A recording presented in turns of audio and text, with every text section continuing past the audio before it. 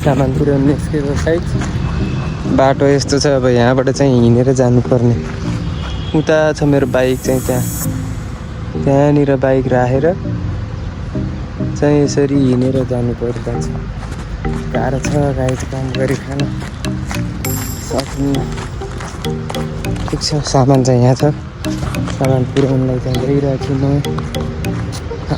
लगेर छोडिदिनु भनेपछि छोडिदिनै पऱ्यो होइन। गाह्रो छ। फाइनली गाइस म सामान लिएर पनि आइसकेको। अब हिँड्नुपर्छ। यहाँ चाहिँ बाटो चाहिँ बनाउँदै रहेछन् क्या यहाँनिर।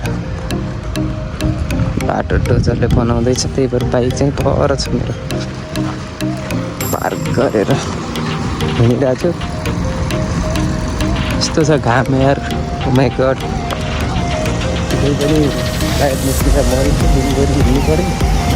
काम नगरी खानु छैन। यहाँनिर चाहिँ डोजर बनाइरहेको छन् त्यही भएर यहाँनिर चाहिँ यसरी गाइज मैले बाइक चाहिँ पार्कमा राखेर यस्तो छ क्या यहाँनिर यस्तो छ। त्यही भएर बाइक नजाने भएर हिँडेर गएर दिएँ मैले। अब चाहिँ फेरि म झोलासोला बोकेर निस्किन्छु। अब मेरो बुलेट यहीँ छ।